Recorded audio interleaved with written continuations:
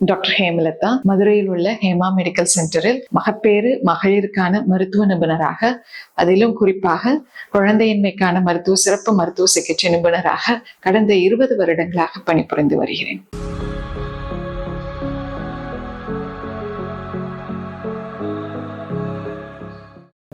குழந்தைங்கள்லாம் இளம் பருவத்திலேயே வயசுக்கு வந்துடுறாங்க மேடம். அது எதனால இப்போ நிறைய பிள்ளைங்க சின்ன வயசுல 10 வயசு 9 வயசுலயே ஏஜ் அட்டன் பண்ணிடுறாங்க. அதுக்குள்ள ரீசன் என்ன அப்படின்னு கேட்குறாங்க.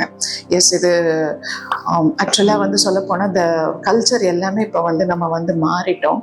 அப்போ மாறுறதுனால, இந்த வெஸ்டர்னைசேஷன் நடக்கிறதுனால நம்மளுடைய உணவு பழக்க வழக்க முறைகள், நம்மளுடைய டெய்லி ஆக்டிவிட்டிஸ், தினந்தோறும் நம்ம செய்ய வேண்டிய எக்ஸசைசஸ், அது எல்லாமே மாறிக்கிட்டு வர்றதுனால இப்போ என்ன ஆகுது அப்படின்னா, குழந்தைங்க ஒரு நார்மல் ஏஜுக்கு உள்ள வெயிட் இல்லாம ஹைலி நல்ல அதிகமான எடை உள்ள பிள்ளைகளாக மாறிடுறாங்க.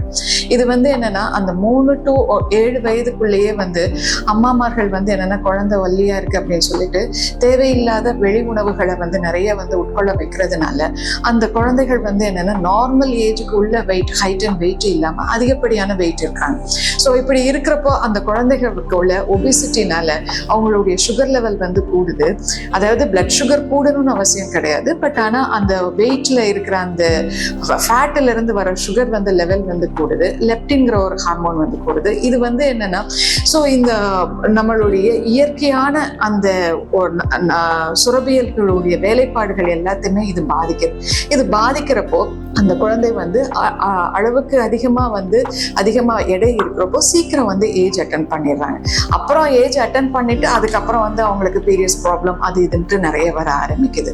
ஸோ த ரீசன்ஸ் சொல்றப்ப ஃபர்ஸ்ட் ரீசன் நான் சொல்றது உணவு பழக்க வழக்க முறை. இது என்னன்னா, நம்மளுடைய நாட்டுக்குள்ள உகந்த உணவான காய்கறிகள், கீரைகள், இந்த மாதிரி உணவுகள் எல்லாம் தவிர்த்து இவங்க இந்த வெளிவட்டார உணவுகள் லைக் த ஜங்க் ஃபுட்ஸ், பீஸா, இந்த சிக்கன், அந்த மாதிரி இதெல்லாம் எடுத்துக்கிறதுனால அந்த அதுல இருக்கிற ஹார்மோன் குழந்தைகளை நிறைய பாதிக்க ஆரம்பிக்குது.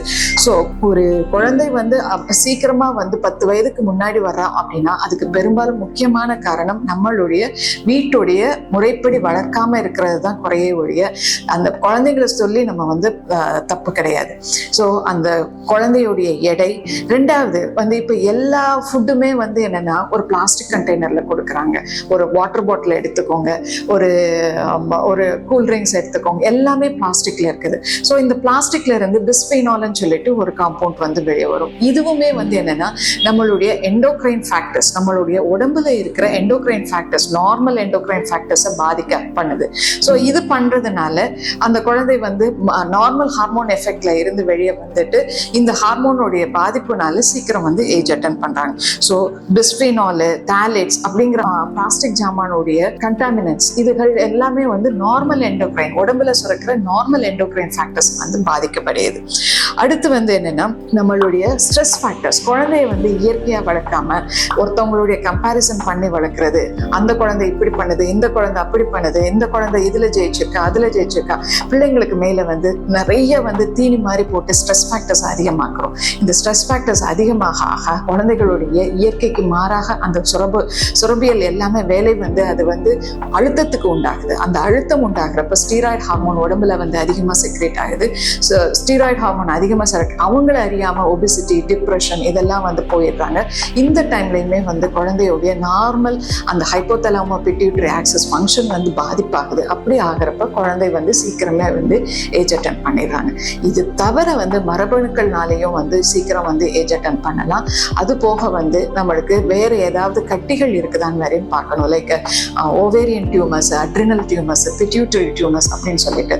ஸோ ஒரு குழந்தை சீக்கிரமா ஏஜ் அட்டன் பண்ணா 75% ரீசன் அவங்களுடைய உடம்பு ரீதியாக இல்லாட்டினாலும் அவங்களுடைய மனநிலைமை ரீதியாகவும் பாதிப்பு அடைகிறதுக்கு சான்சஸ் இருக்கிறதுனால தான் சீக்கிரம் ஏஜ் அட்டன் பண்றாங்க. ஸோ இவங்களுக்கு என்னென்ன ட்ரீட்மெண்ட் அவங்களுடைய வெயிட் ரிடக்ஷன், அவங்களுடைய லைஃப் ஸ்டைல் மாடிஃபிகேஷன், மூன்றாவது அவங்களுடைய கைனகாலஜிக்கல் எவாலுவேஷன் பண்ணி பார்த்துட்டு அவங்களுக்கு உரிய ட்ரீட்மெண்ட் எடுக்கணும்.